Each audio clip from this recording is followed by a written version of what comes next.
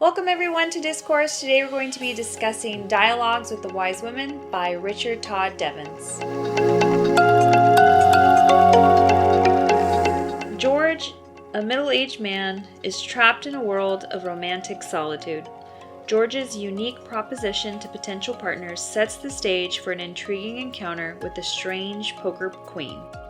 Per the terms of their agreement, the poker queen wins him some money and eventually cons him out of $500. This loss triggers a downward spiral, forcing George to confront his intelligence, self-awareness, self-worth, and other existential questions.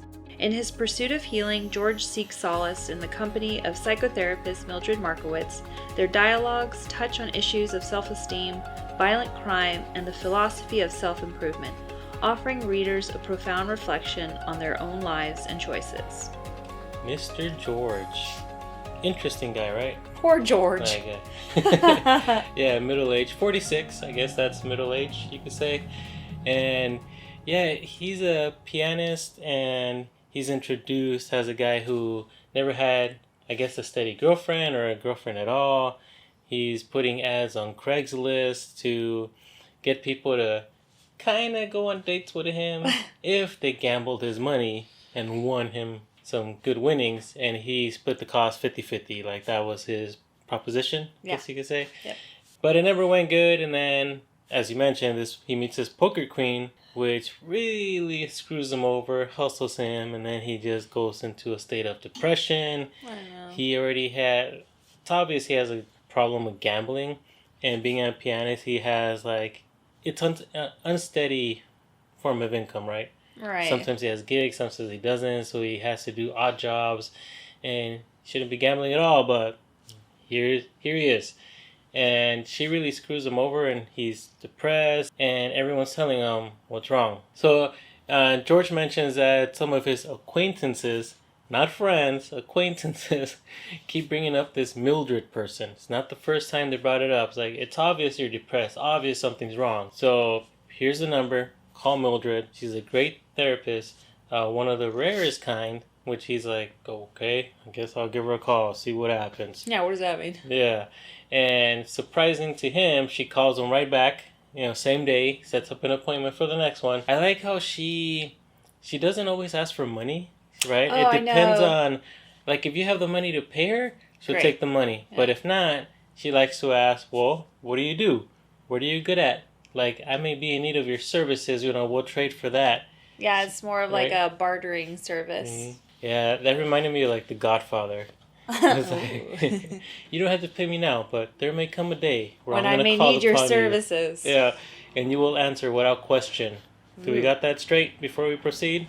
Ooh. I was like, man, this lady, that's cool. Yeah, I really liked how she came across. She was like this really worldly older lady who's just profoundly wise, right? Yeah, wise and has a lot of experiences, not just herself, but also with her patients. Right. I like the fact that she likes to share a lot of her experiences with her patients and what they shared. And she doesn't share names or anything too personal, but she does share what she helped them with. Such as an example is, those people that had like anger issues and they were always really aggressive, and she suggested go to the gym, get a punching bag and put the face of the guy or girl you hate and just go at it, like get your frustration out. And it worked.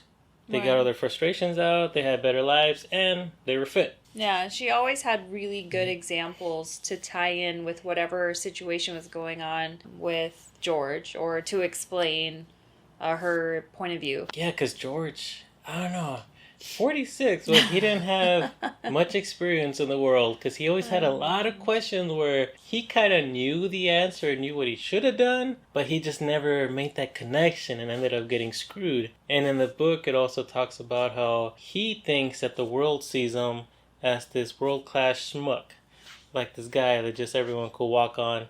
And he made it worse because he would think that they went to his table at a restaurant last on purpose. They brought his food out last on purpose, which is kind of hard to do because the cook doesn't know who they're cooking for. They just take the order, right? They don't just look out there and be like, oh yeah, he looks like a schmuck. I'll just totally screw that guy over. Yeah. Everybody else is way more important. Mm-hmm. Apparently it happened a lot, right? And it kind of bummed him out. And they don't go too deep into this in the book, but he used to ask his mom a lot for help or to step in. And even Mildred asked, like, why did you ask your mom for help? Like, couldn't you have said something? And he said, well, yeah, but I was wishing I would get something that I knew I wouldn't get. And then it ended there. But that kind of brought up, like, his relationship with his mom is probably why he has all these issues. He was looking for, I guess, support and love, which... he didn't have. Yeah, kind of seemed obvious. Wasn't there. It was very absent. Yeah. So maybe that ties into George, but, you know, that was just brought up, which I thought was interesting. Yeah. So the other thing about Mildred is she was always available. He called her up. George thought it was going to be like a one-time thing. Go to her, nothing happens, I'm still depressed. But she helped him out so much, and all she asked for is, like, you're a pianist, we like having parties. Come over, and then we're, you know, just play for us, and that'll be it. And he ends up meeting Tony, which was... Who was Tony? Dude, I was not expecting that. I was like, whoa. But I guess it makes sense. Like, therapists, they don't just see one particular type of person, right? They're all people who are in need of some help. But there are different people from different parts, like walks of life, right? So Tony is like this mobster guy. And I was so not prepared for that. I was like, wait, what?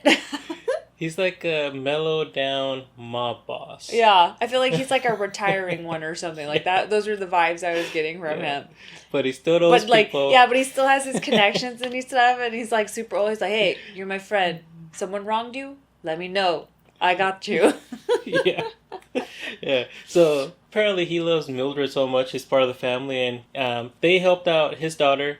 So now he's got their back. Tony met George at the party that he was playing at, just in repayment of Mildred, and they became good friends. And a lot of good quotes on this book from Mildred. It's a lot of discussion. You get to easy read. I found it easy to read because you see a lot of dialogue between the characters. It's like being there at the party as well, and just listening in right on their conversation.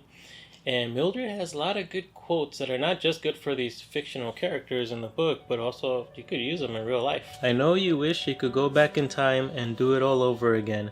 But one of the laws of reality is that you cannot redo the past. You can learn from it, but you can't erase it and put something else there. By obsessing over it, it's like wishing that 1 + 1 isn't 2 and that the earth isn't round. Reality can be a bitch, George, but it isn't what you want it to be. It is what it is. Yeah, I actually really love that quote. It is what it is. Yeah, it already happened. Yeah, no use in dwelling on it. You can't change it. It already happened. Let it go. It is what it is. I love that. Can't go back in time. Like, just how are you going to go about your life moving forward? Right, exactly. What did you learn from it? What can you gain from that experience? Okay, now take that into the future. Yeah. It seems like common sense, but for someone that's depressed and they just keep thinking about it, you got to tell them straight up, and it has to hit them. It's hard for people like that, like when you're in the moment, when you're stuck in a rut and you're just kind of living it, and you're not able to see those words, right? That reality check, you're not able to get it. Yeah. So when someone from the outside tells you, you're like, okay, I know that this isn't real, this is real, and I need to focus on that. Yep. It's like, I wish I could go back in time. I wish I could have done this. If I was in that situation again, I would have done this. Like, but you didn't. It already happened. I do that all the time. Yeah.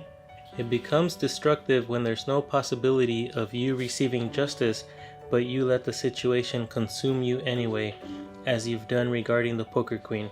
You live and relive the situation every day. It's blown way out of proportion in your mind. It immobilizes you from doing constructive things in the present and future, because not all of your attention is on the now, it's on the past. You can function, but not at full capacity. I felt that one. That's 100%.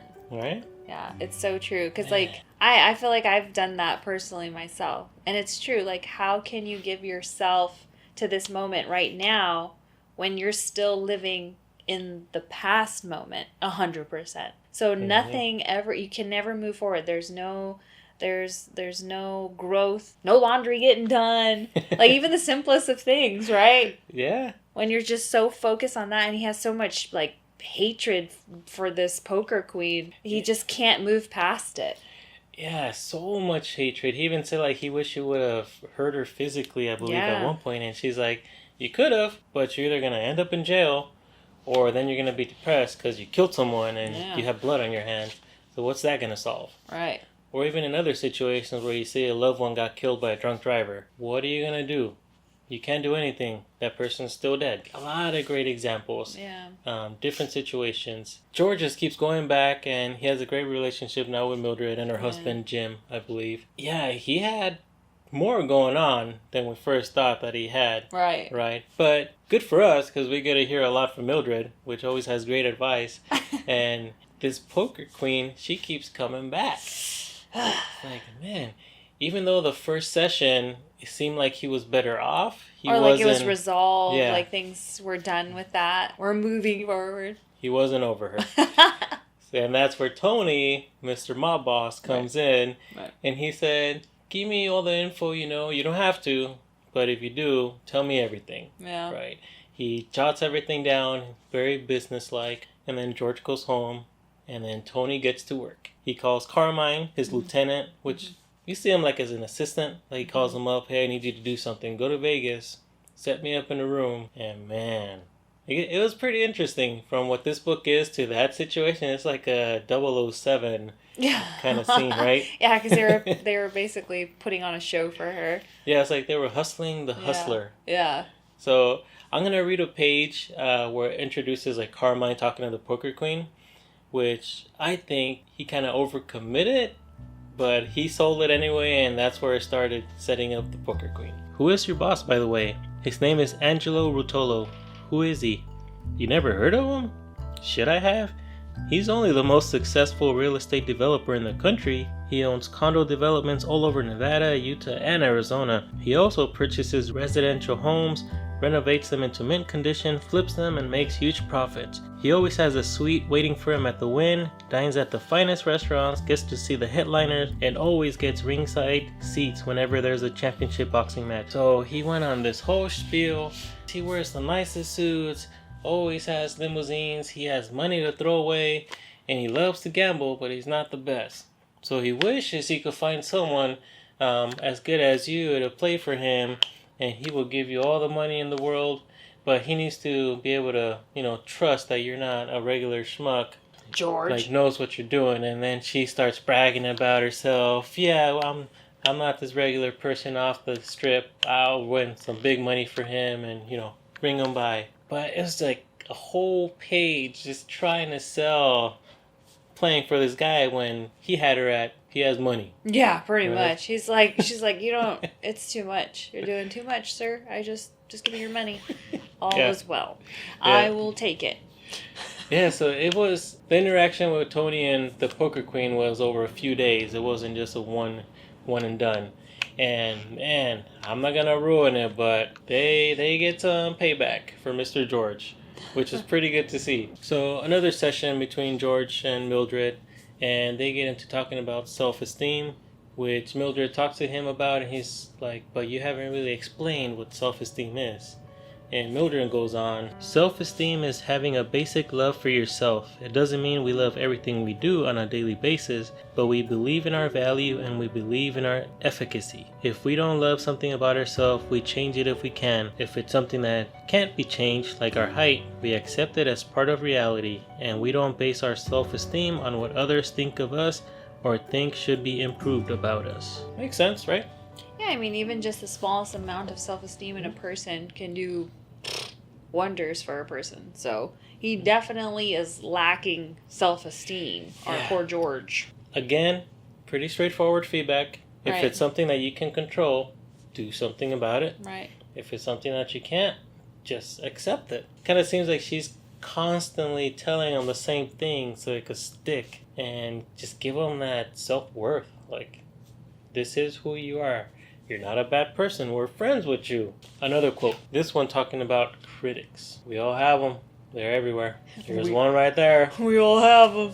So, how do you deal with malicious criticism? One way is to become your own most severe critic. That way, no one could ever evaluate you more severely than you do yourself. Another way is to develop an emotional firewall, like what I mentioned previously in regard to the poker queen. In other words, you develop enough self-esteem so that nothing anyone says to you can affect you. Yeah, I mean, I definitely am that person too, with where I'm my own worst critic. And maybe it does come from like, if I'm the hardest on myself, then when other people are hard on me, it won't affect me as much. Maybe that's true, because I feel like I would feel better. In a weird way, it would make me feel better about myself because I see more of all my flaws than everyone else. I'm beating myself up. There's no way that you can beat me up more than that. So we're learning a lot with their dialogue, George and Mildred. So really enjoyed the book because of that, and a lot of good conversation. Thanks for hanging out with us, guys, and be sure to check out Dialogues with the Wise Woman by Richard Todd Devins.